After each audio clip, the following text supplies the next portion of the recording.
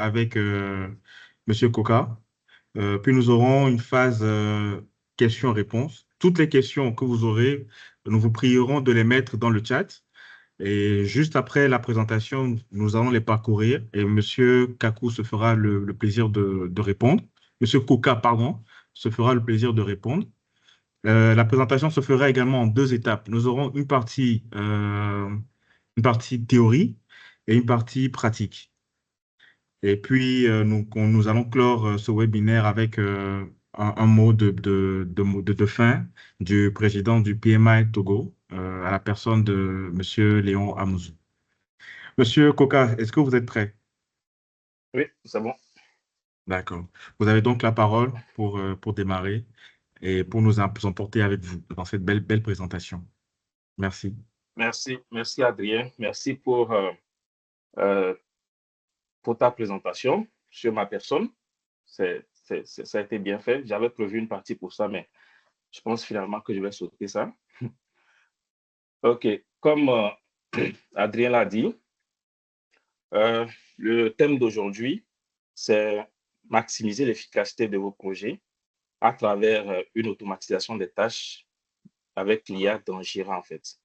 Donc, pour ceux qui ne le savaient pas, l'IA a été intégrée dans Jira et ces fonctionnalités sont vraiment géniales. Je vous encourage vraiment à les parcourir. Donc, avant de commencer, je voudrais dire que je suis ravi, en fait, d'être avec vous aujourd'hui pour parler de ce thème-là. Et je voudrais remercier le PMI Togo pour cette belle initiative d'organiser des présentations comme celle-ci. Et c'est une excellente opportunité pour nous tous d'échanger sur des sujets innovants qui transforment la gestion de projets et nous permettent de nous améliorer continuellement. Donc, j'avais prévu cette partie-là, mais je pense qu'Adrien a déjà fait une belle présentation sur ça. Donc, je vais juste la sauter.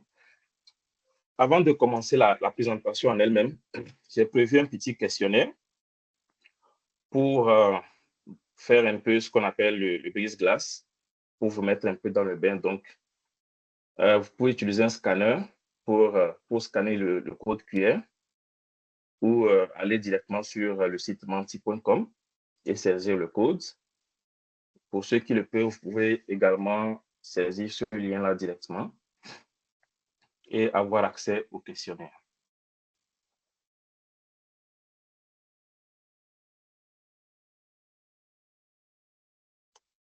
Donc, dites-moi si vous avez accès au questionnaire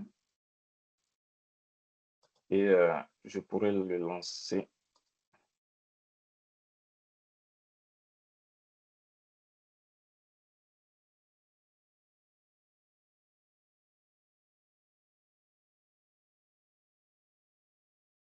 Vous pouvez juste répondre dans le chat.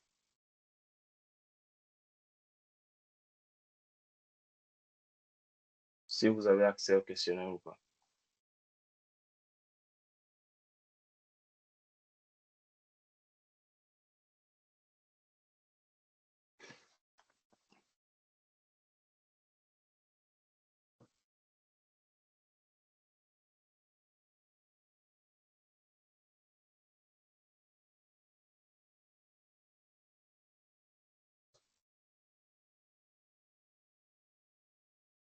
OK.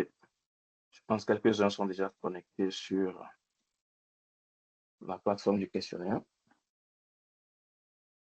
Si vous avez des difficultés, n'hésitez pas à le dire, comme ça on pourra réajuster.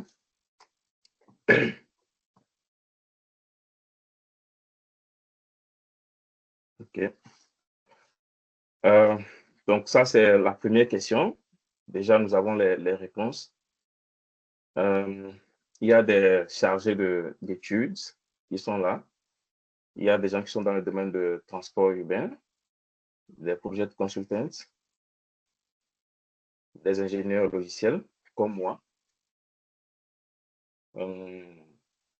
des analystes. OK.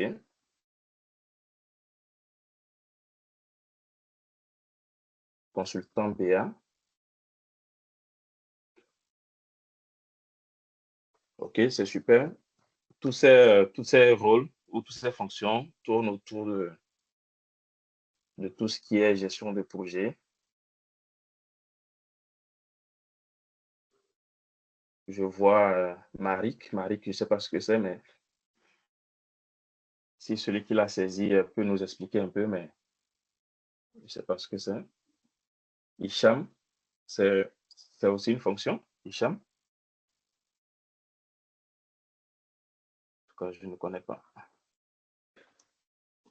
OK, je pense qu'on peut, pour ce questionnaire, on peut déjà s'arrêter là. Il y a des projets de consultants, il y a des chargés d'études, il y a des ingénieurs logiciels, il y a des responsables techniques, chefs de projet cybersécurité, consultant BA. OK, super. Je m'attendais à avoir beaucoup de chefs de projet, mais c'est bien aussi d'avoir cette diversité-là. Nous allons passer à la deuxième question. Est-ce que dans votre entreprise actuelle, est-ce que vous utilisez des outils de gestion de tâches?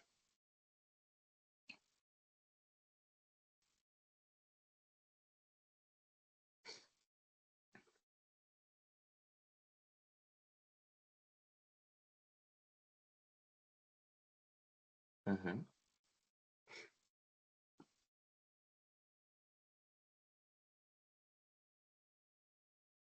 OK. Intéressant de voir que beaucoup utilisent des outils de gestion de tâches.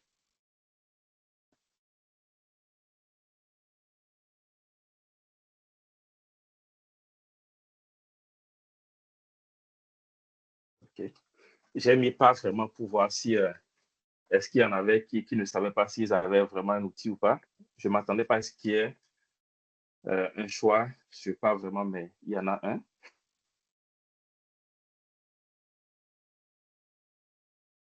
OK. Je pense qu'on peut s'arrêter là également. C'est intéressant de voir qu'il y a pas mal de personnes qui utilisent des outils de gestion de tâches. Ça peut être, j'imagine, ça peut être du Jira ou des outils développés en interne. OK, on va évoluer également.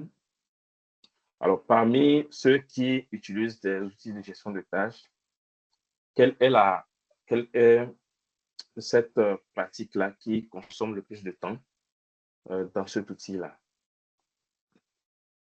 Donc, pour ceux qui ne sont pas habitués à utiliser Menti.com, il suffit juste de cliquer sur l'élément et ensuite de l'ordonner en fonction de la tâche qui vous consomme le plus de temps.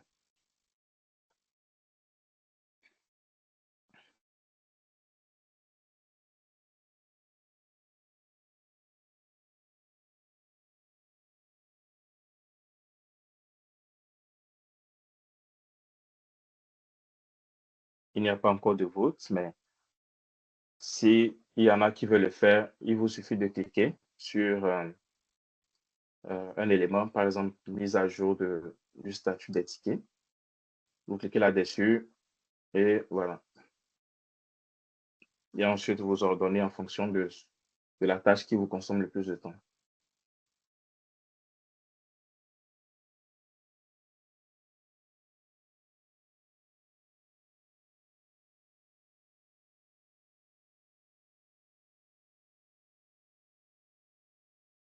OK.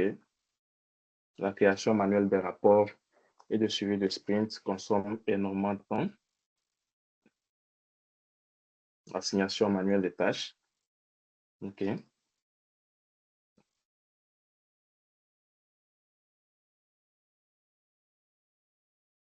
Si vous avez des difficultés à vous connecter, ben, nous sommes presque à la fin également, donc je pense que c'est correct.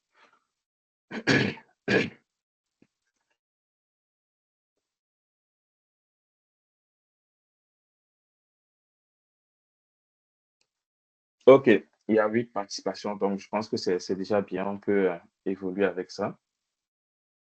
Euh, je m'attendais à ce que l'assignation manuelle des tâches soit en première position. Donc, c'est intéressant de voir que la génération de rapports, de sprints prennent beaucoup de temps également. Donc, voilà. Monsieur Kako, excusez-moi, il y a Maestro qui a du mal à se connecter. Amanti, oui, j'ai vu ça, mais je pense que Ce n'est plus nécessaire. oui, ce n'est plus nécessaire parce qu'on a déjà répondu à 2 autres questions qui sont passées D'accord, d'accord. et on Donc, a c'est eu parfait l'idée, alors. ouais. C'est bon. D'accord. OK, nous allons poursuivre avec la présentation.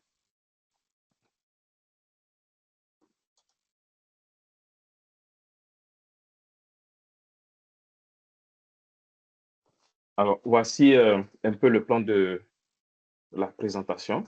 Nous allons faire une petite introduction tout à l'heure et ensuite poser le contexte et les enjeux, parler de l'automatisation dans Jira, faire un cas pratique, démontrer un peu les outils. Nous n'allons pas, ce n'est pas un tutoriel, donc nous n'allons pas exposer dans les détails toutes les fonctionnalités.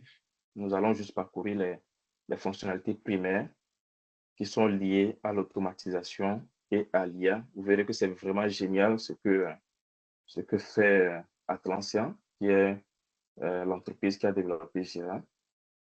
Nous allons, à la suite de cette démonstration, faire une comparaison, exposer les bénéfices et donner des conseils et parler aussi de la sécurité parce que quand on parle de l'IA, il faut parler de la sécurité des données, surtout pour les entreprises dont les données sont très sensibles.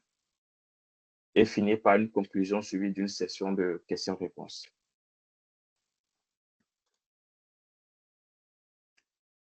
Alors, aujourd'hui, l'IA n'est plus seulement une technologie. On est tous d'accord là-dessus. Ce n'est plus une technologie futuriste, en fait. Elle est devenue un véritable assistant pour les chefs de projet et les équipes agiles et même les organisations qui cherchent à optimiser leur productivité. Donc, dans un environnement où les délais sont serrés, où les équipes sont souvent sollicitées sur plusieurs fronts et où la quantité d'informations à traiter est énorme, l'IA intervient en réduisant ainsi la charge cognitive, en automatisant les tâches répétitives et en facilitant la prise de décision. Donc, mais concrètement, comment l'IA peut-elle nous aider à mieux gérer nos projets? C'est ce que nous allons voir. C'est en ce sens que Jira entre en jeu. Donc, dans Jira, il y a des fonctionnalités avancées, surtout avec l'arrivée de l'IA, qui permet en fait d'automatiser à travers l'intelligence artificielle et permet de fluidifier en fait le workflow, les différents workflows et minimiser ainsi les erreurs humaines en optimisant la gestion des tâches. Donc, aujourd'hui, nous allons voir ensemble comment maximiser l'efficacité de vos projets grâce à l'automatisation et euh, grâce à l'automatisation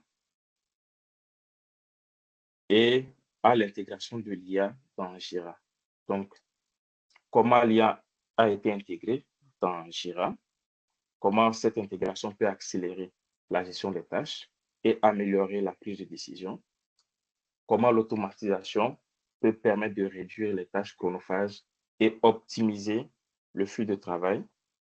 Nous allons également faire une petite démonstration, comme je l'ai dit tantôt, qui va nous permettre d'exposer en fait les bons côtés et aussi lorsque nous faisons une gestion manuelle, nous utilisons manuellement Jira, ce que ça peut apporter comme impact.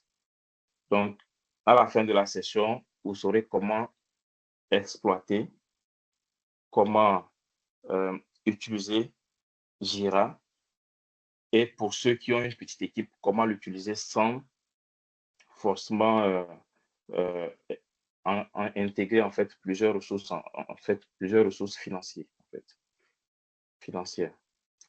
Donc, c'est un peu cela que nous allons voir. Il faut savoir que Jira a été développé par Atlassian. C'est une entreprise australienne fondée en 2002, spécialisée dans le développement de logiciels pour la gestion de projets, la collaboration et le développement logiciel. Donc, ces outils sont largement utilisés par les entreprises de toute taille, en particulier dans le domaine de l'informatique. Donc, quand on parle de l'informatique, on parle du développement d'applications et on parle aussi de la gestion des services IT. Parmi les outils qu'a développé Atlassian, nous avons Jira Software. En général, Jira Software en fait, on utilise le terme Jira pour représenter Jira Software, mais en réalité, le bon nom, c'est Jira Software. Ensuite, nous avons Jira Service Management, qui a été anciennement appelé Jira Service Desk. Donc, nous avons plein de ces outils-là qui permettent en fait de gérer des équipes, de gérer les tâches liées aux équipes en fonction du contexte. Il y a Atlassian qui a eu à faire aussi des acquisitions comme Trello, comme OPS Genie, toujours dans le même esprit, faciliter le travail des équipes. Ça peut être des équipes IT, des équipes en développement d'applications ou tout simplement un service desk. Donc, Jira est un outil puissant, on est d'accord là-dessus, mais son utilisation manuelle peut entraîner beaucoup d'inefficacité. Dans notre quotidien, certaines tâches nous font perdre un temps précieux, comme nous l'avons vu tout à l'heure.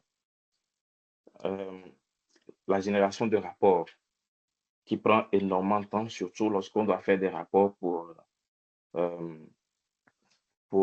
des parties prenantes qui diffèrent. Faire un rapport au DG, ce n'est pas la même chose que faire un rapport au client ou faire un rapport à une équipe IT. Donc, le rapport doit contenir différents éléments, mais tous ces éléments viendront des informations contenues, des informations générées par le projet qui est en cours de gestion. Donc, par exemple, devoir assigner manuellement des tickets, nous l'avons vu tout à l'heure, ça a occupé la deuxième position. Envoyer des rappels ou mettre à jour des statuts. Pour ceux qui sont dans les équipes de développement, vous le savez, pour pointer un ticket ou un billet qui est rentré une fois qu'on travaille là-dessus. Mais avant de travailler là-dessus, pour pointer ce ticket, on fait une séance où on essaie de voter quel point ce ticket peut avoir. Et c'est des séances qui peuvent consommer beaucoup de temps, surtout s'il y a plusieurs tickets qui rentrent. C'est des séances qui peuvent consommer énormément de temps. Changer le statut d'un ticket, savoir si le ticket est terminé ou en attente du client ou voilà, en attente d'une autre équipe projet. Parfois, c'est des choses qui peuvent prendre énormément de temps parce qu'il faut contacter des parties prenantes, leur poser des questions avant de faire bouger en fait le ticket d'un statut à un autre.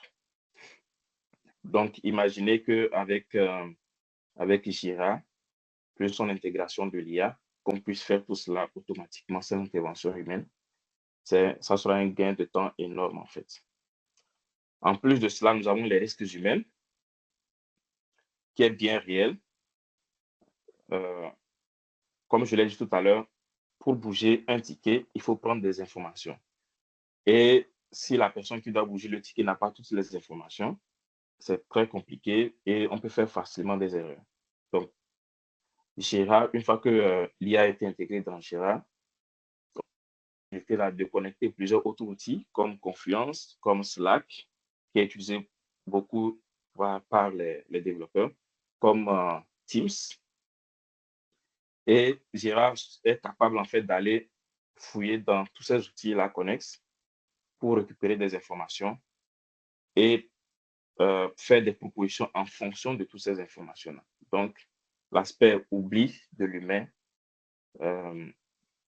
passe ainsi au second plan parce que l'IA permet d'aider à rassembler toutes ces informations-là et à prendre des décisions.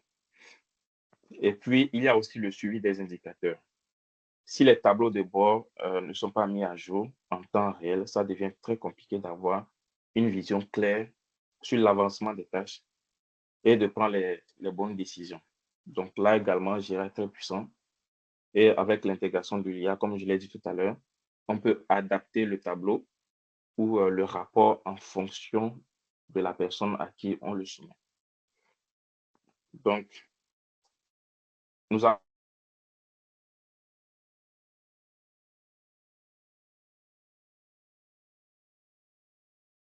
les vrais bénéfices au quotidien. Quand je parle de vrais bénéfices, c'est que vous avez la possibilité de voir le gain immédiatement. Donc, d'abord, elle va améliorer la précision en appliquant des règles d'automatisation qui permettent de réduire considérablement les erreurs humaines. Ensuite, elle allège la charge mentale des équipes, moins de tâches répétitives, c'est plus de temps et d'énergie pour concentrer sur les activités stratégiques et de forte valeur ajoutée. Donc, l'affectation de tickets, le vote des tickets ou tout simplement le changement de statut des tickets peut se faire automatiquement et c'est des tâches répétitives. Bien entendu, c'est des tâches répétitives mais qui consomment beaucoup de temps. Donc, l'IA intégrée dans Jira permet de faire des choses automatiques et donc de gagner plus de temps par rapport à ces tâches-là. Donc, concrètement, ça passe par quoi? Par des workflows automatisés, des notifications intelligentes et bien d'autres solutions qui facilitent la gestion des tâches au quotidien. Tout simplement. Donc, c'est comme avoir un agent IA qui fait certaines tâches répétitives à votre place sans que vous n'ayez besoin d'intervenir à chaque fois. Donc, nous allons le voir tout à l'heure là. Il y a un outil qui est une extension de l'IA qui est intégrée dans Jira, qui agit comme un assistant et à qui, en fait, ces différents assistants permettent de faire des tâches personnalisées et en fonction du projet, bien entendu, en fonction du projet, les tâches qui prennent plus de temps peuvent varier.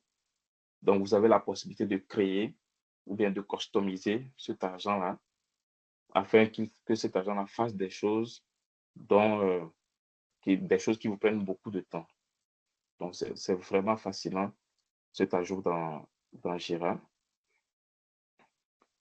Donc, Jira est constitué, en fait, l'automatisation dans Jira est constituée de deux parties.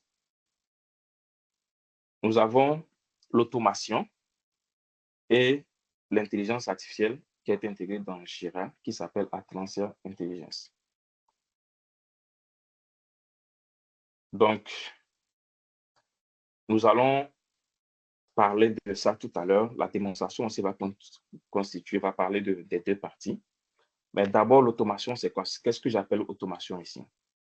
L'automation, c'est ce qui a été intégré par défaut dans Jira et qui est constitué de trois parties, c'est-à-dire les déclencheurs, les conditions et les actions. Donc, d'abord, il y a le déclencheur. C'est ce qui lance l'automatisation. Par exemple, quand une tâche passe à terminer, ça peut être un déclencheur.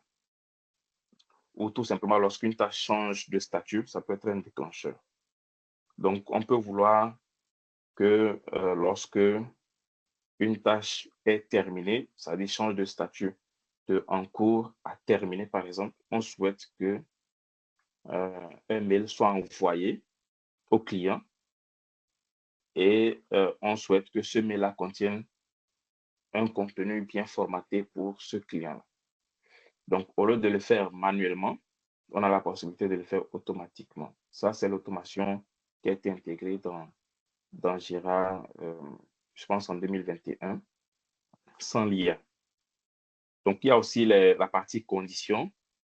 si par exemple le ticket est urgent, donc ça permet de filtrer un peu pour savoir est-ce que cette automation-là doit être exécutée pour les billets urgents, pour les billets qui sont moins urgents, ainsi de suite. Et il y a l'action qui doit être faite, comme l'exemple que j'ai donné tout à l'heure là, envoyer un mail, c'est une action, ou laisser un commentaire sur le ticket, c'est une action. Donc, en fonction du déclencheur de la condition, il y a une action qui va se faire et donc qui va se faire automatiquement. La deuxième partie qui parle en fait de l'intelligence artificielle, c'est, comme je l'ai dit tout à l'heure, c'est Atlassian Intelligence. C'est le nom que porte l'intelligence artificielle dans Jira.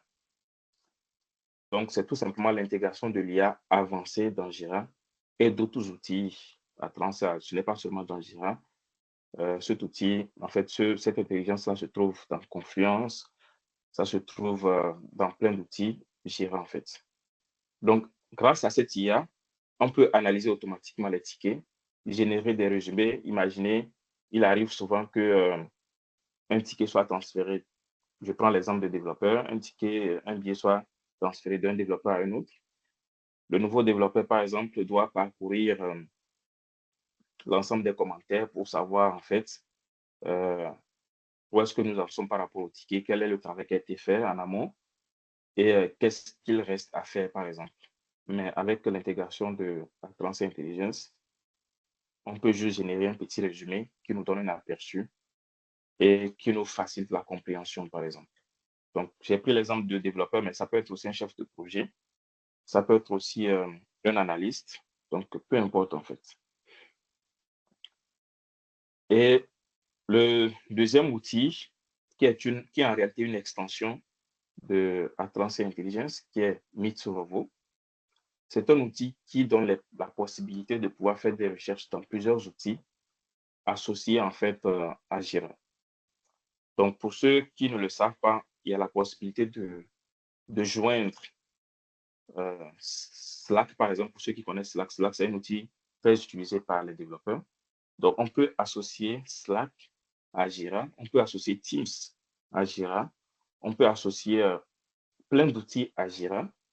Et Mitsurovo est capable, à travers l'intelligence artificielle, d'aller chercher des informations dans l'ensemble de ces outils-là et de produire des rapports de sortie, de donner des réponses claires qui sont bien entendu basées sur les informations dans l'ensemble de ces outils-là. Donc, si vous êtes à la recherche d'une information, pour ceux qui utilisent Confluence, par exemple, il arrive que Confluence soit rempli d'informations, de plein d'informations, et que la recherche d'informations ne soit pas vraiment efficace. Donc, avec Mitsurovo, vous pouvez faire ces actions-là facilement. Et voilà. Au-delà de ça, nous avons le marketplace de Atlassian qui contient plein d'outils, plein d'extensions, des milliers d'extensions, qui sont des extensions d'IA, des extensions qui ne contiennent pas forcément l'IA non plus, mais qui permettent de faire gagner un temps énorme. Donc, en fonction des besoins, vous pouvez faire des recherches et puis intégrer l'extension dont vous avez besoin dans Jira. Et bien entendu, étant donné que ce sont des extensions, il faut faire attention en ce qui concerne la sécurité. Il faut prendre le temps de se documenter sur l'outil en question afin de savoir que côté sécurité, ça respecte les normes qu'il faut. Donc, c'est important.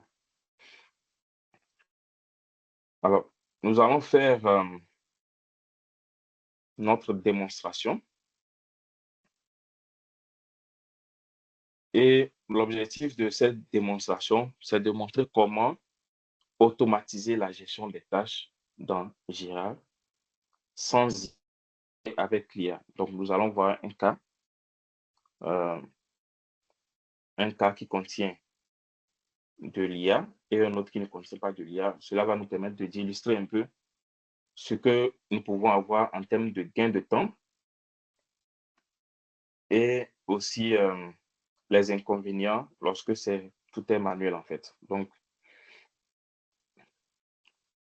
en supposant que nous sommes une équipe de développeurs et nous souhaitons développer une application et que nous souhaitons créer des tickets et en fonction de nos objectifs, créer des différentes tâches et les affecter. Donc, je vais me rendre sur la plateforme Atlassian. Alors, j'ai fini la partie théorique. Je pense qu'on peut prendre des questions. Vous pouvez poser des questions sur cette partie-là. Et avant de commencer la démonstration, et ensuite on fera également des questions-réponses. Je vois qu'il y a des questions dans le chat. D'accord. Effectivement, il y a des questions dans le chat. Nous allons donc prendre la première question. Un instant, je suis en train de parcourir. Donc, il y a déjà une première question qui est, Jira est-il un outil open source ou commercial? Jira commercial. Je suis sûr que la personne qui a posé cette question avait la réponse, mais voulait juste confirmer. Jira est purement commercial. Vous avez la possibilité d'essayer l'outil pendant 30 jours. Il y a des fonctionnalités qui sont gratuites, mais la plupart des fonctionnalités avancées comme l'intégration de l'intelligence artificielle, comme des outils avancés, c'est payant. Il faut souscrire à des offres premium pour pouvoir avoir accès à ça.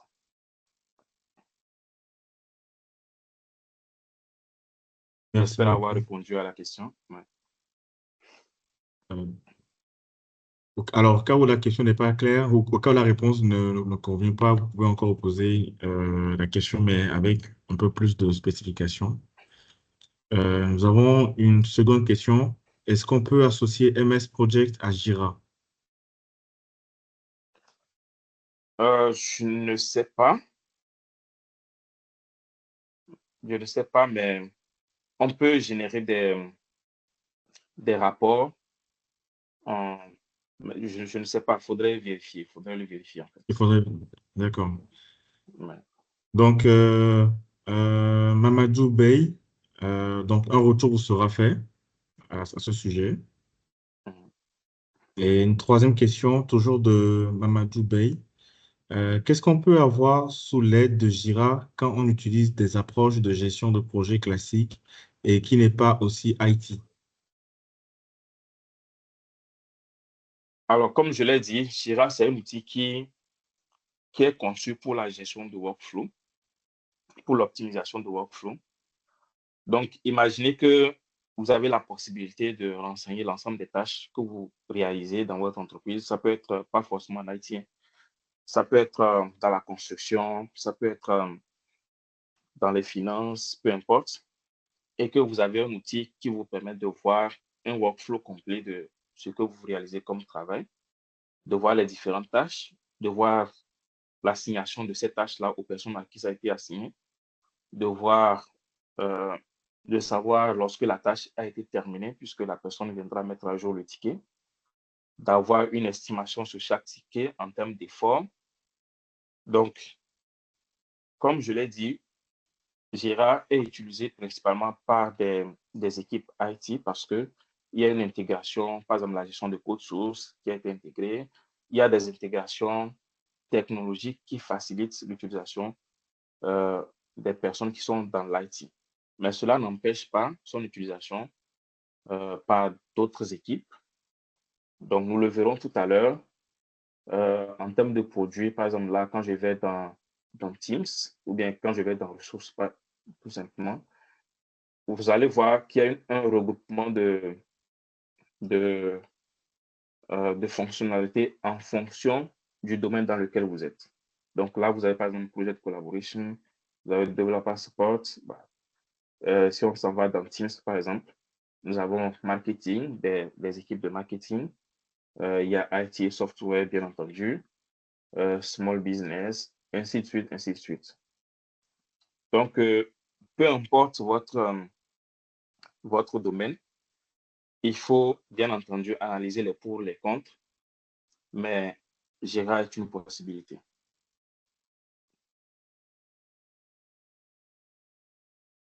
Nous espérons que Tsukako a répondu à vos questions. Alors, une autre question survient. Est-ce que Jira pourra nous accompagner dans la phase d'initiation du project jusqu'à la clôture du projet? Si oui, comment? Oui, comme ça rejoint un peu la précédente question.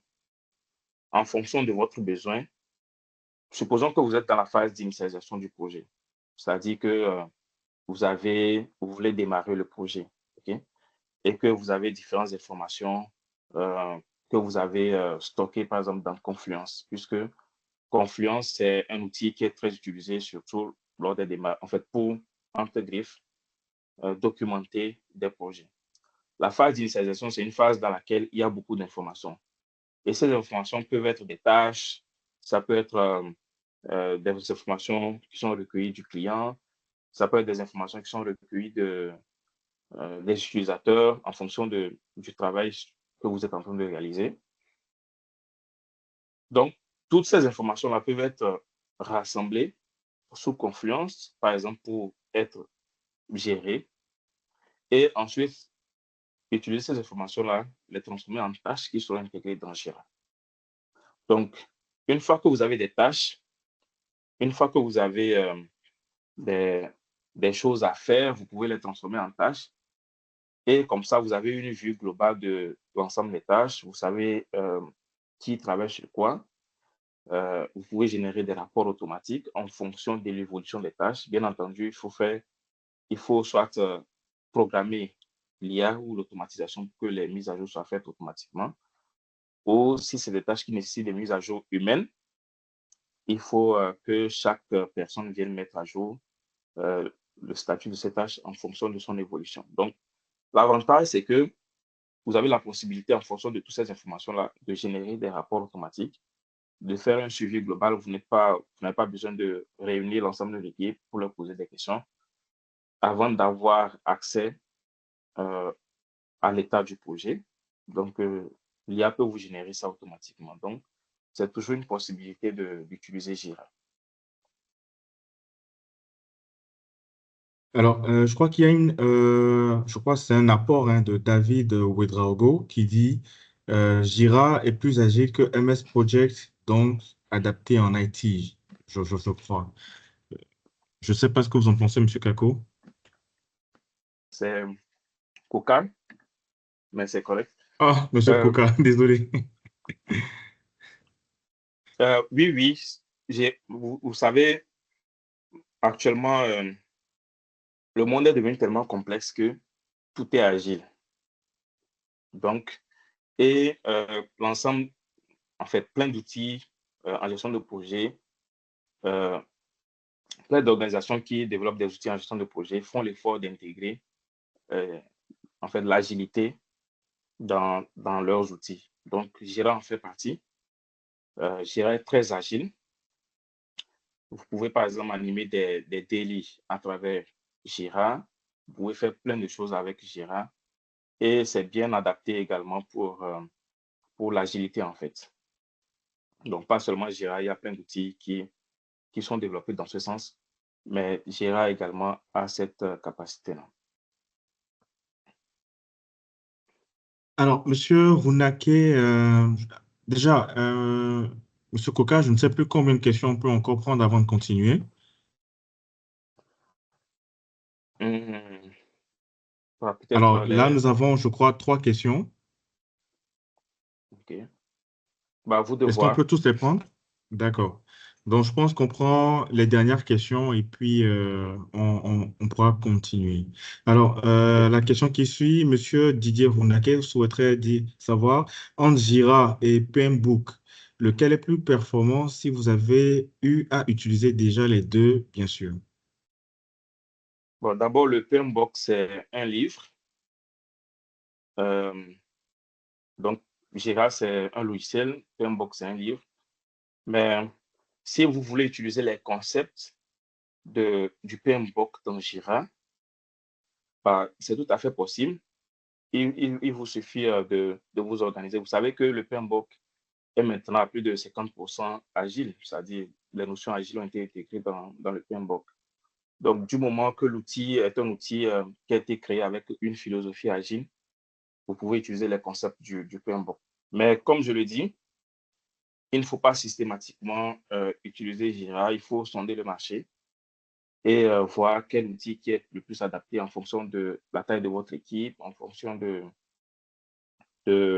voilà, des finances, ce que vous pouvez investir, en fonction de plein d'autres choses. Parce qu'il y a aussi des alternatives qui sont aussi bien.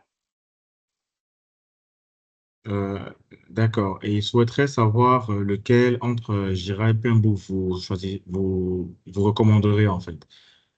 Mais je crois que votre intervention répond déjà à cette question. Mhm. Parce que, bah, comme je l'ai dit durant mon intervention, le PMBOK, c'est un document qui rassemble un certain nombre de concepts en gestion de projet. Mais Jira, c'est un outil. C'est un outil de gestion de projet. Donc, ce n'est pas la même chose. On ne peut pas les comparer tous les deux. Mais étant donné que le PMBOK rassemble des concepts, ces concepts-là peuvent être utilisés à travers l'outil Jira, en fait. Je voudrais, si tu le permets, Ulrich, Mhm. Adrien, ajouter à ta réponse qui est tout à fait correcte par rapport à une ou deux inquiétudes que les collègues ont posées. Effectivement, nous parlons ici d'une plateforme, disons d'un logiciel qui vous permet de vous faciliter la vie en tant que chef projet. Et donc, le PMBOK rassemble un certain nombre de concepts, dont notamment des processus, c'est-à-dire un ensemble d'activités qui vous permettent de délivrer votre projet en partant de la phase d'initialisation vers la clôture. Donc, ce que je sais donc de ma petite connaissance sur Jira, c'est qu'effectivement, elle n'est pas seulement qu'un outil de planification, mais il y a eu d'autres concepts qui s'y sont intégrés, dont l'intelligence artificielle qui fait l'objet aujourd'hui de notre thématique. Mais je sais également que, par exemple, quelqu'un demandait sur la phase d'initialisation. Oui, vous savez que sur l'identification, par exemple, des parties prenantes sur vos projets, il est possible que vous puissiez intégrer, embarquer dans Jira un overview, un tableau de bord de toutes les parties prenantes donc de votre projet. Donc ça, c'est des éléments, par exemple, qu'il faut peut-être voir qu'il faut explorer. Si vous pourriez peut-être être en contact avec cet outil, voir explorer la partie free, la partie gratuite et regarder voir si ça pourra vous aider ou pas. Donc, l'idée aussi, c'est que souvent, en tant que chef de projet, nous ne voulons pas avoir nos documents projets disparaître un peu partout, mais nous voulons les centraliser dans une seule et unique plateforme et possiblement, certainement, Jira pourra être une solution. Donc, c'est ce que je voudrais ajouter. Merci, Monsieur Léon. Merci beaucoup.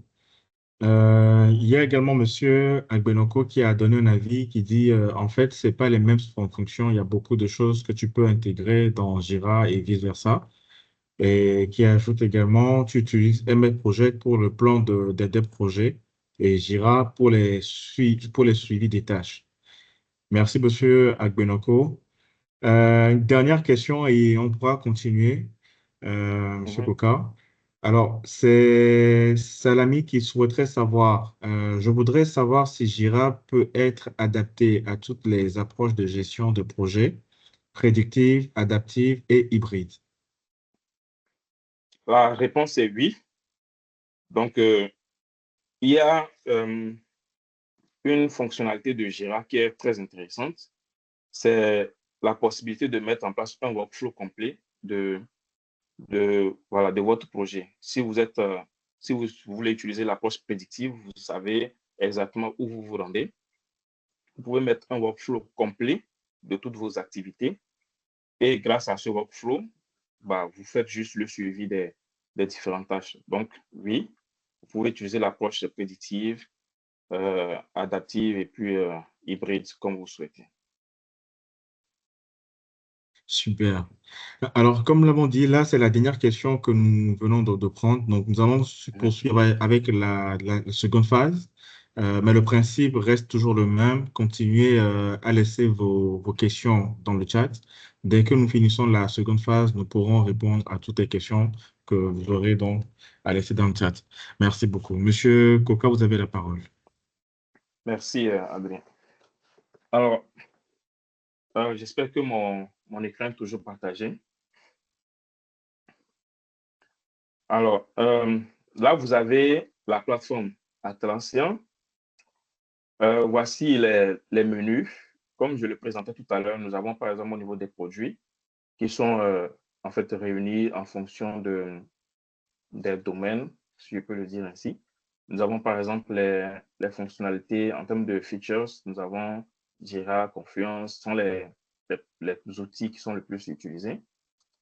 Si vous êtes développeur, vous avez la possibilité d'utiliser Jira, d'utiliser Compass, d'utiliser Bitbucket, pour ceux qui le savent, qui est un outil qui permet de gérer les codes sources. Le Product Manager. Monsieur Coca, excusez-moi de vous interrompre. C'est juste pour préciser que il nous reste 25 minutes pour la démo, Okay. même moins, disons Okay. 24, 23 pour la démo. Okay. Merci. Okay. OK. Donc, vous avez des outils qui sont rassemblés ici. Donc, ce que nous allons faire, dans un premier temps, je vais me connecter. Donc, si vous allez, j'ai déjà un compte. Donc, si c'est votre première fois de vous connecter là-dessus, vous aurez besoin de créer un compte.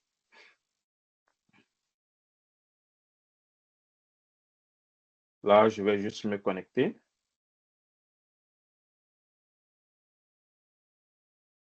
Alors, une fois connecté, vous avez accès à un tableau de bord qui est constitué de, principalement, ce qui ressort en premier, c'est le chat. Et c'est le chat de Rovo. C'est un outil qui permet de faire des recherches, comme je l'ai dit tout à l'heure, des recherches intelligentes, c'est-à-dire qui vont sortir, pas sortir en forme de données classiques, mais formatées à partir de l'IA. Donc, dans Jira, je vais aller vite. Donc, dans Jira, vous avez la possibilité de créer plusieurs organisations dans votre compte. Donc là, par exemple, pour le test d'aujourd'hui, j'ai créé l'organisation PMI Togo, juste pour le test. Dans cette organisation, j'ai activé des outils comme Confluence, Jira, Rovo. Vous avez la possibilité d'activer plein d'autres outils. Si vous allez sur le Product Store, donc en fonction de vos besoins, si vous avez des besoins de planification, ce sont ces outils-là. De collaboration, il faut plus faire référence à Confluence, Trello, Compass et autres. Ou de gestion de code, comme je le disais tout à l'heure, vous avez Bitbucket. Alors, ce qui nous intéresse aujourd'hui, c'est Jira. Donc, je vais me connecter à Jira.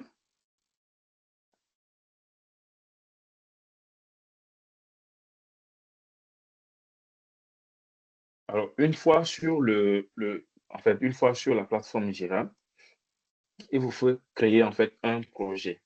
Donc, en fonction de vos besoins, vous pouvez créer un projet avec le concept que vous voulez. Ça peut être sous forme de Scrum ou Kanban ou un truc personnalisé en fonction. Donc, moi, j'ai déjà créé un projet que j'ai appelé Wallet Mobile App. Donc là, je vais juste cliquer dessus. Et ce projet contient une liste de tâches que j'ai eu déjà à créer. Alors, j'avais prévu pas mal de choses, mais je pense que je vais aller beaucoup plus vite que ça.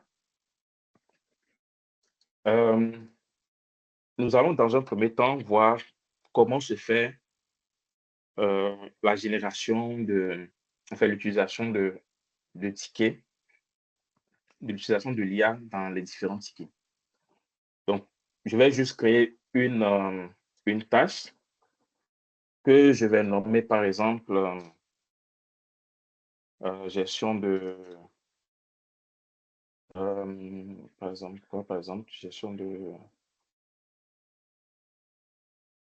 gestion de finances. gestion d'entrée d'argent, par exemple. C'est plus simple.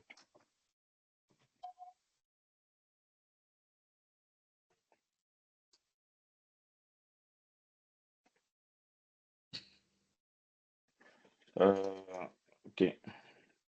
Gestion de... Vous avez une proposition? Je vais juste mettre gestion d'entrée d'argent, OK? Pour aller plus vite. Une fois que ce ticket est créé, par exemple, je clique là-dessus. Alors, supposons que vous souhaitez, nous allons aller vite, hein, donc, vous souhaitez générer des tickets en fonds suggérés. Qu'est-ce que l'IA va faire? En principe, on devait mettre un commentaire ici et en fonction du commentaire, générer des... C'est-à-dire l'IA va utiliser ces commentaires-là pour générer des sous-tâches. Mais pour des questions de temps, on va aller plus vite. Je peux juste cliquer là et en fonction du titre, il va utiliser uniquement le titre pour me générer des sous-tâches en fait. Donc là, qu'est-ce qu'il propose? Il propose intégration des passerelles de paiement, mise en place de sécurité de transactions, conception d'interface, ainsi de suite. Donc là, vous avez la possibilité de réadapter comme vous voulez. Mais dans notre cas, nous allons tout accepter. Alors, qu'est-ce qu'il fait? Il va créer automatiquement ces tickets-là et vous avez la possibilité de les affecter ou non.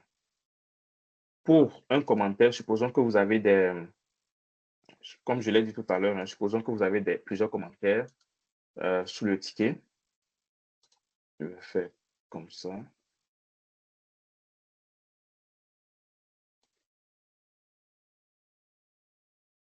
Alors, supposons que vous avez plusieurs commentaires sous le ticket, vous avez la possibilité de venir à travers l'intégration de Rovo Agent. Ici, vous avez les agents Rovo. Vous avez la possibilité de faire une action bien précise. Donc, par exemple, voilà, écrire un manuel utilisateur, il va utiliser les informations qu'il y a dans le ticket, bien sûr, prendre des décisions, avoir un guide de produit. Donc, vous avez plusieurs autres agents qui sont intégrés dans Rovo et qui vous permettent en fait de faire des trucs vraiment géniaux. Donc, moi, j'ai essayé de parcourir ça. Je vous conseille de parcourir également. C'est vraiment fantastique. Ça vous permet de faire des trucs vraiment rapidement lorsque vous êtes dans un gros projet avec plein d'informations. Donc, je vais juste passer ça.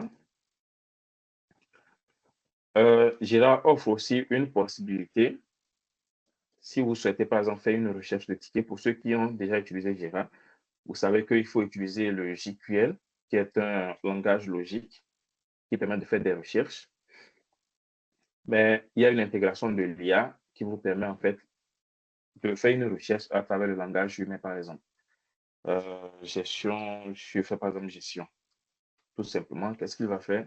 C'est qu'il va générer un code systématiquement en format JQL et faire des recherches en fonction de ça. Donc, vous voyez que en mettant gestion, il a sorti le ticket de gestion qu'il vient de créer et il a montré immédiatement les sous-tâches. Donc, ça, c'est une fonctionnalité avancée. Vous n'avez pas besoin de connaître ce que c'est que le JQL avant de faire des recherches en fait dans Jira. Alors, qu'est-ce que nous pouvons voir d'autre? Comme je l'ai dit tout à l'heure, il y a pas mal de choses qui ont été intégrées. Si par exemple, nous allons dans l'automation, voilà. Si nous souhaitons faire une automatisation de fonctionnalité, par exemple, nous souhaitons par exemple laisser un commentaire sous un ticket. Alors, vous venez dans paramètres du projet.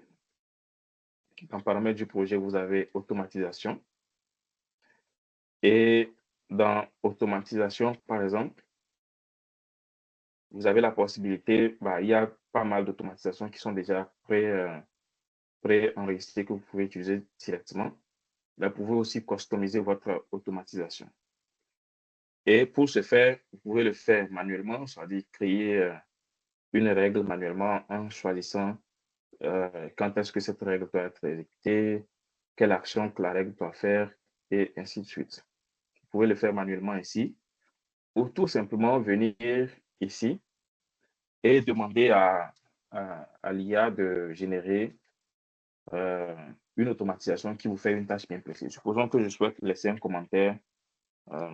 Je souhaite par exemple laisser un commentaire lorsque le ticket n'est pas signé.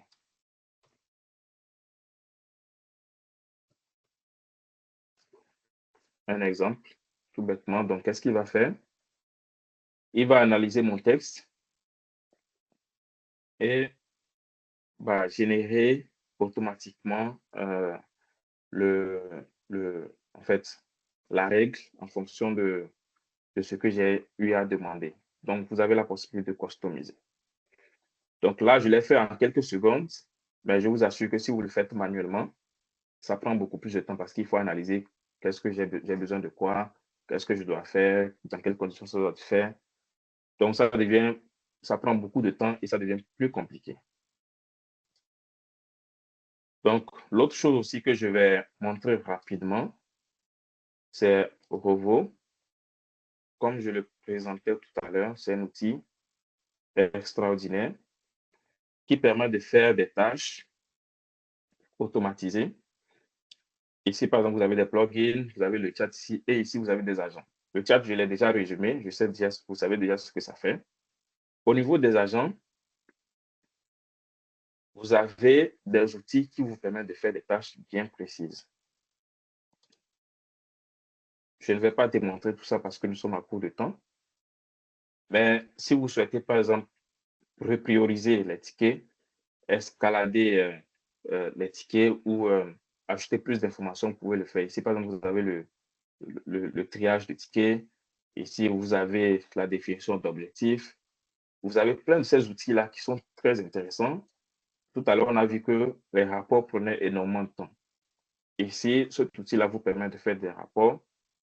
Juste avec quelques saisies, vous pouvez sortir des rapports. Et en fonction du destinataire, vous avez le rapport dont vous avez besoin. Donc, vous avez plein de ces outils-là qui sont vraiment intéressants que vous pouvez utiliser pour faire plein de choses. Là, nous sommes allés vite, mais je vous recommande de créer un compte. Vous avez 30 jours de test. Donc, créez un compte dans Jira et essayez d'explorer un peu ces outils-là. Vous verrez que c'est vraiment génial. Alors, je vais passer à la suite de la présentation et on verra si on a le temps de prendre des questions à la fin. Alors, nous allons voir les bénéfices. Les bénéfices, je pense que vous le savez déjà. La création de tickets, lorsque c'est manuel, ça consomme énormément de temps. Les configurations, nous avons vu tout à l'heure l'automatisation. Si on doit automatiser l'envoi d'un mail à un client, si le ticket est fini, par exemple, avec l'IA, c'est une seule phrase et vous avez votre automatisation. On peut faciliter les notifications de la même façon, détecter les blocages à partir de Rovo, par exemple. Sans IA, c'est complexe parce qu'il faut rassembler les informations. Si vous êtes dans un projet qui contient de centaines de personnes avec des tâches différentes et tout, c'est très compliqué. Mais avec l'IA, tout cela est très facilité. Ensuite, en termes de gain de temps, vous avez une réduction jusqu'à 50%. Certaines personnes diront plus de 50%, mais moi j'ai mis 50% parce qu'il est important à chaque fois de revoir ce que l'IA vous propose. C'est très important parce que si vous adoptez de mauvaises pratiques, l'IA va se servir de ces mauvaises pratiques-là et va les perpétuer, en fait. Va vous proposer va vous faire de mauvaises propositions en fonction de vos mauvaises pratiques. Donc, ce qui voudrait dire que on parle bien sûr d'une intelligence artificielle, mais cette intelligence artificielle va se servir des informations que vous aurez enregistrées précédemment dans le projet. Donc, il est important, surtout en début de projet, de mettre de bonnes informations, de prendre le temps de bien documenter, et même à chaque fois que Gérard vous fait des propositions, de les lire et de les valider avant de les soumettre. Donc, réduction d'erreurs humaines. Voilà, vous avez la possibilité de prendre des décisions en fonction de ce que Rovo, par exemple, vous ramène comme information, des différents outils connectés à Jira. Il y a moins d'erreurs humaines. Et aussi, les équipes gagnent en efficacité. Moi, par exemple, dans mon équipe actuelle, nous faisons le daily, mais après le daily, si vous êtes dans une équipe où il y a des tickets qui rentrent, c'est-à-dire pas une équipe de projet classique Scrum, mais vous êtes dans une équipe de support applicatif, par exemple, il y a des tickets qui vont rentrer tout le temps. Et à chaque fois qu'un ticket rentre, il faut voter le ticket, il faut rassembler les informations sur le ticket, il faut assigner le ticket. Tout cela pourrait être automatisé à partir de l'IA et faire gagner plus de 15 minutes par personne au cours de la journée. Et les 15 minutes rassemblées, ça fait beaucoup en fin de semaine. Donc, en termes de conseils, pour que l'IA soit vraiment utile, elle doit s'appuyer sur des informations fiables, comme je l'ai dit tout à l'heure. Et pour commencer, moi, je vous conseillerais de commencer par des règles basiques si vous avez un projet sur lequel vous travaillez. Je vous recommande de commencer par des règles basiques sur des tâches qui vous prennent beaucoup de temps et avec la philosophie agile, de vous adapter au fur et à mesure. C'est important d'aller progressivement pour éviter d'aller dans tous les sens. Donc, en termes de sécurité, alors, il y a plein de gestion, plein d'outils de gestion d'accès qui ont été intégrés dans Jira. Il est très, très important de les utiliser. C'est aussi important de vérifier que l'IA ne stocke pas ou ne partage pas les informations sensibles en dehors de l'environnement Jira. Donc, à chaque fois que vous allez questionner Rovo, par exemple, ou Atlassian Intelligence, par exemple, il va vous demander à savoir est-ce qu'il doit avoir accès à d'autres outils pour pouvoir répondre. Donc, en fonction de vos besoins, vous pouvez donner des réponses, en fait. Donc, vous avez également la possibilité d'utiliser Jira sur du cloud privé. Donc, cela limite, cela renforce la sécurité. Et AWS, par exemple, pour ceux qui connaissent, offre cette possibilité-là. Azure également offre cette possibilité-là. Et Google Cloud aussi offre cette possibilité-là. Donc, en fonction de vos besoins, vous pouvez utiliser le cloud que vous voulez. Aussi, il est important de s'assurer des différentes normes, surtout pour les extensions IA qui sont dans le marketplace de Jira. Il est important de vous assurer que ces extensions-là utilisent les normes qu'il faut, les normes de gestion de données qu'il faut pour éviter d'exposer les données sensibles. Vous avez également le chiffrage. Vous pouvez chiffrer vos données si vous êtes sur du cloud. Donc, c'est pour dire en fait qu'il y a plein de possibilités. On ne peut pas avoir une sécurité 100%, mais il y a plein de possibilités de pouvoir renforcer la sécurité. Alors, avant de passer aux questions-réponses, pour résumer, l'automatisation et l'IA sont un levier puissant pour transformer la gestion de vos projets dans Jira. Donc, les démonstrations que nous avons faites tout à l'heure là ont montré que nous pouvons gagner énormément de temps. Et en tout cas, moi, je vous recommande vivement de l'essayer. Ça peut être aussi d'autres outils, pas forcément Jira, mais ça peut être d'autres outils qui ne sont pas sur la plateforme Atlassian, mais des outils qui contiennent l'IA. Donc, je vous recommande de les utiliser et bien entendu, de prendre soin de vérifier la sécurité des informations, la sécurité de vos données pour éviter de les exposer. Alors, nous sommes arrivés à la partie des questions-réponses. on peut faire comme tout à l'heure. Adrien, tu peux lire les questions et puis je vais y répondre. D'accord, merci. L'une des questions, je crois que vous avez déjà répondu. Francis, qui souhaiterait savoir, j'imagine que Jira est commercial, oui. Monsieur Cocal a déjà répondu, oui, elle est commerciale. Connaissez-vous des outils équivalents open source?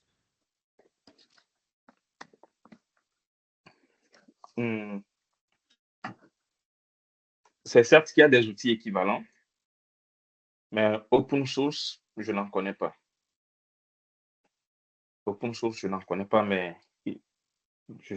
est-ce qu'il y en a vraiment? Je ne sais pas.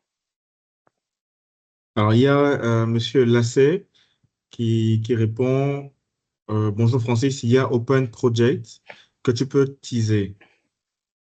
David Ouedraogo, merci bien pour cette présentation. Euh, pour le renouvellement de vos certifications et l'application du 1,5 PDU, veuillez laisser vos PMI ID ici, de la part de Monsieur Léon Amouzou.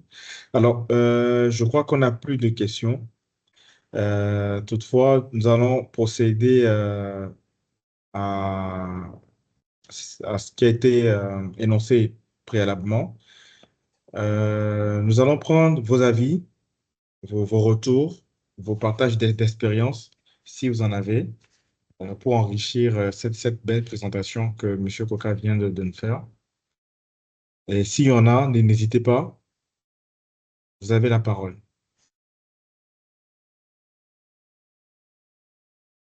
Il nous reste 3 minutes.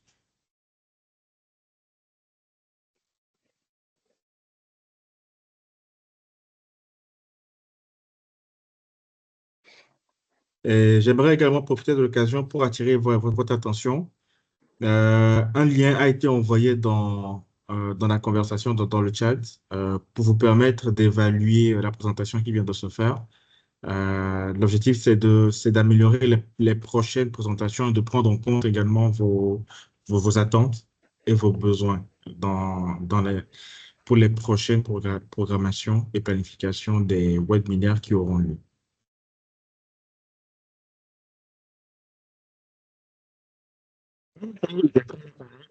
Alors, il y a une question, Monsieur Mamadou Bey, pourriez-vous me montrer le reporting qu'on a sur Jira?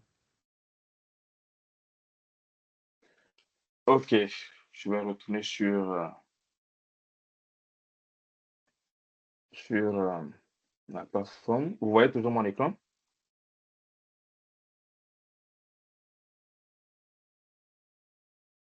Allô? Oui, nous voyons votre écran, oui. On a votre écran. Ok, ok, ça marche.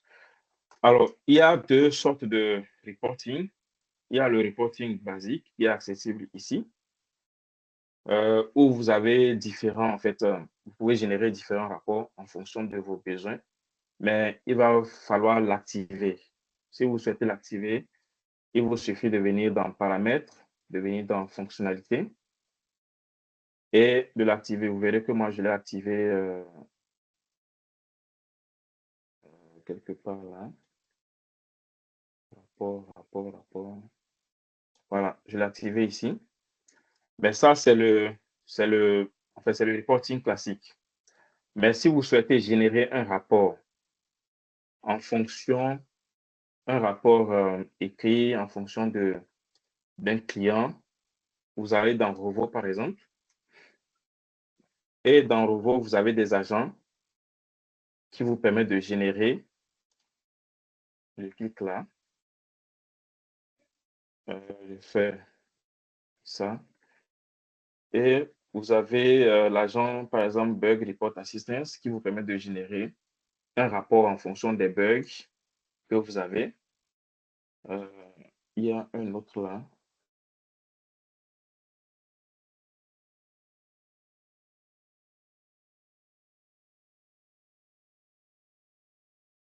Ou tout simplement, vous pouvez questionner Rovo directement dans la barre de recherche et lui dire exactement ce dont vous avez besoin, étant donné que c'est une intelligence artificielle. en fonction de votre prompt, c'est-à-dire en fonction de ce que vous allez lui demander, en précisant le contexte. Comme je l'ai dit tout à l'heure, il est important de préciser le contexte, il est important de préciser l'information que l'intelligence doit utiliser pour générer le rapport. Il est important aussi de préciser à qui le rapport est destiné et le format dans lequel vous voulez l'avoir. Et vous pouvez donc générer le rapport dont vous avez besoin. J'espère avoir répondu à la question. Alors, je pense que là, nous sommes presque à la fin. J'ai vu tout à l'heure Monsieur Kofi lever la main. Monsieur Kofi, est-ce que vous avez une réaction, un partage d'expérience à faire avec nous? Monsieur Kossi, pardon. Monsieur Kossi Oui, Monet. oui, vous m'entendez? Oui, on vous entend. Vous avez 1 minute, s'il vous plaît. Ok, merci. Non, je n'ai pas d'expérience à partager. Oui, il y a plein d'expériences, je veux dire, mais on n'a pas le temps pour faire tout ce partage. Je voulais juste vous remercier d'avoir organisé cette webinaire. Moi, je suis du Canada, je vous suis depuis là. C'est vrai, je suis en retard, mais bon, c'est parce que chez nous, il est très tôt le matin.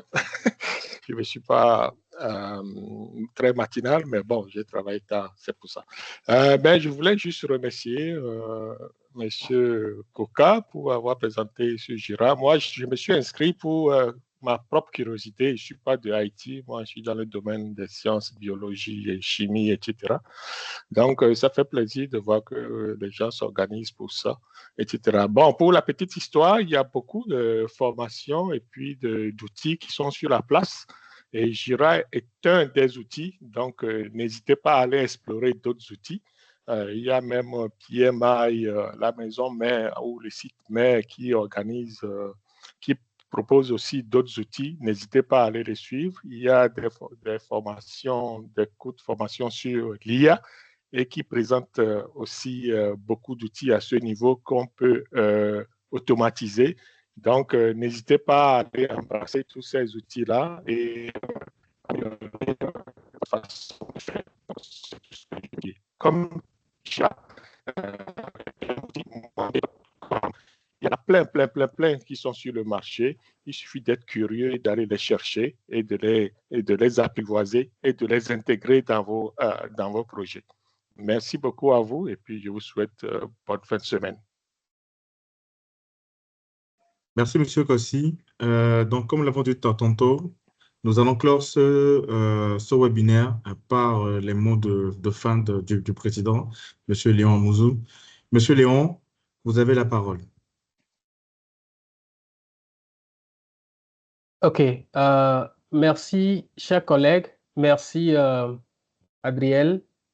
Je voudrais, au nom du board de PMI Togo, remercier le présentateur, M. Koka Ulrich, que pour la petite histoire, nous avons eu notre certification PMP dans pratiquement la même période, c'est-à-dire dans le même temps, parce que nous avons été coachés, formés pratiquement au même moment. Donc, c'est quelqu'un pour qui j'ai un grand estime. Je voudrais lui dire merci d'avoir accepté nous accompagner sur ce temps. Je voudrais nous en excuser pour les 1h30. Habituellement, nos webinaires sont de 1h normalement, mais comme il y avait de la démonstration à faire, nous l'avons fait sur 1h30. Donc, merci à tous ceux qui sont au Togo et à Lomé, au Canada, partout ailleurs, qui sont là. Je voudrais juste prendre 1 minute encore de votre temps pour vous faire ce partage et vous présenter ce que nous faisons actuellement. Alors, nous sommes le chapitre PMI Togo. Nous sommes le 22e chapitre en Afrique subsaharienne. Et notre rôle au niveau du pays, du Togo, c'est de faire la promotion de la discipline de la gestion de projet au Togo. Nous voulons accroître, donc par ce fait-là, les meilleurs standards, les meilleures pratiques dans la matière et contribuer à la réduction du taux d'échec des projets dans le pays. Et comment nous le faisons? Il faudra renforcer les individus, il faudra renforcer les organisations, il faudra apporter cette discipline aux étudiants. Ils doivent le connaître. Lorsqu'ils seront dans le milieu professionnel, ils ne vont pas tâtonner, ils ne vont pas raser les murs, comme on le dit. Donc, nous sommes dans une approche 365 degrés. Nous voudrons collaborer avec vous tous vous tous, partout où vous êtes, quelques compétences que vous avez, n'hésitez pas à nous partager, à nous contacter.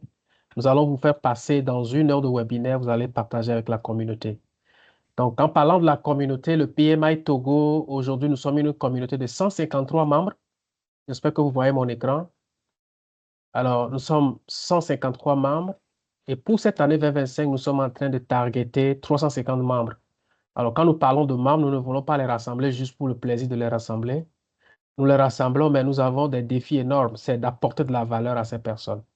C'est de faire en sorte que, au moins, chaque mois, nous maintenions un webinaire sur tout thème confondu, sur les thèmes relatifs à la gestion de projet, sur des volets techniques, mais sur des volets également managériels, sur des volets leadership, sur les volets de, disons, des compétences, ce que nous appelons les soft skills, le critical thinking, leadership adaptative, toutes ces thématiques-là sont les bienvenues. Alors, chers collègues, si vous avez de la matière, contactez-nous. Donc, il y a le responsable de la gestion des webinaires sur le call, il s'appelle M.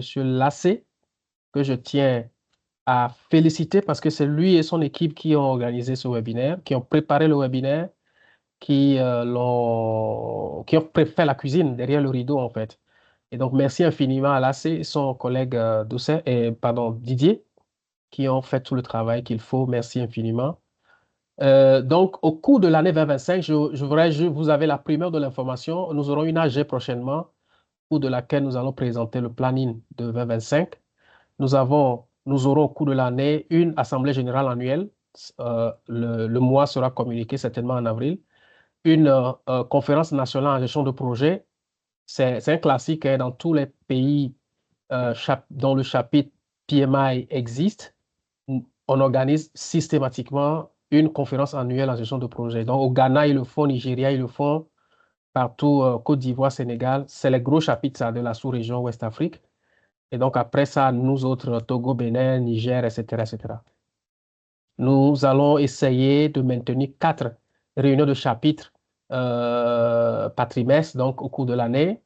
Et puis, l'une des faiblesses de nos chapitres, c'est que nous n'avons pas beaucoup de certifiés au Togo. Peut-être dans la diaspora, il y en a certains, mais au Togo, nous sommes très peu. Donc, on a à peu près, disons, une trentaine.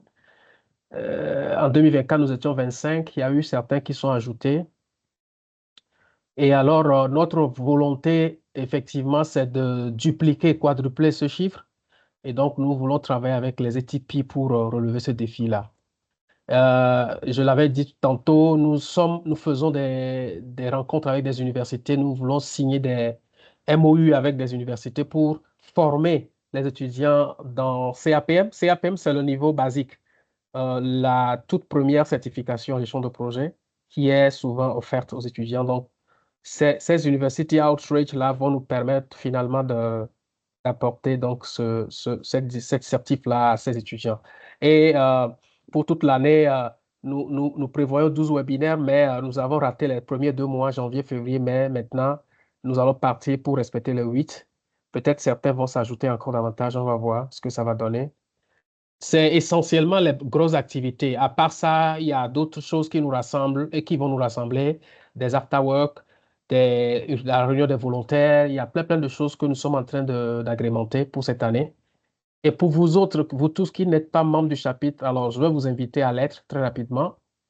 Et si vous êtes au Canada, France, partout où vous êtes, Niger, j'ai vu des collègues de la sous-région également, M. Ba qui est sur le call, ou d'autres personnes. Je voudrais vivement vous inviter donc à vous enregistrer au chapitre. Voici la procédure pour le faire. Vous pouvez juste taper pmi.org et puis vous renseignez.